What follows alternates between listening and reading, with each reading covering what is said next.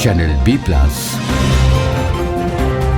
নতুন সূর্যোদয়, নতুন বাংলাদেশ। কিন্তু ছাত্রদল এই সন্ত্রাসী সংগঠন, যুবদল সন্ত্রাসী সংগঠন, তারা ইলেকশন কমিশনের সামনে গেল, গিয়ে একটি মব করলো। মব করার মধ্য দিয়ে এই ঋণ খেলাপি এবং যারা দুর্নীতিবাদ, চাঁদাবাদ, এদেরকে সংসদে নিয়ে যাওয়ার ব্যবস্থা করলো।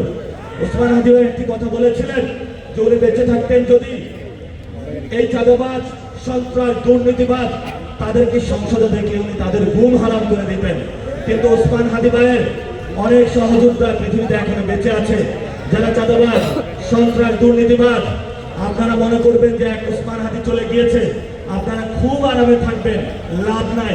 হাজার হাজার লাখ লাখ বাংলাদেশে ওসমান হাদি তৈরি হয়েছে। ঘুম নয়, আপনারা যদি জেগে থাকেন আপনাদের জাতটাও তারা হারাম করে দিবে ইনশাআল্লাহ।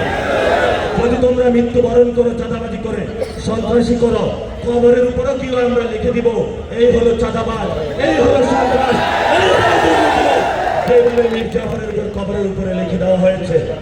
শেষ কথা, নির্বাচন কমিশন তারা ইলেকশনে গোল দেওয়ার চেষ্টা করতেছে, সিলেকশনের নামে তারেক রহমানকে আনার চেষ্টা করতেছে, এবং গতকালকে ন্যাক্কারজনকভাবে মিডিয়া ভাইদের উপরে হামলা হলো।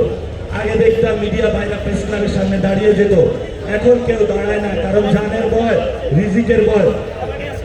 আজকে দাঁড়াইছে, কিন্তু পুরো বাংলাদেশে যারা সাংবাদিক ভাইরা আছেন, একদিকে তো আপনাদের বেতন দেয় না, এখন আরেকদিকে হলো রাস্তা নিয়ে আপনাদেরকে পিটাচ্ছে। তো বাংলাদেশে আপনাদের আসলে কোনো নিরাপদ জায়গা নাই। আপনারা দাঁড়াবেন, ওসমান হাদি ভাইয়ের লড়াইটা চালিয়ে যাবেন।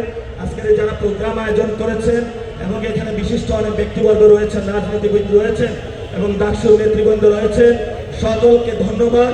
গতকালকেও ওনারা ডাকসু থেকে প্রোগ্রাম আয়োজন করেছেন, ওনাদের যে আজাদের সংগ্রাম। চ্যানেল বি প্লাস, নতুন সূর্যোদয়, নতুন বাংলাদেশ।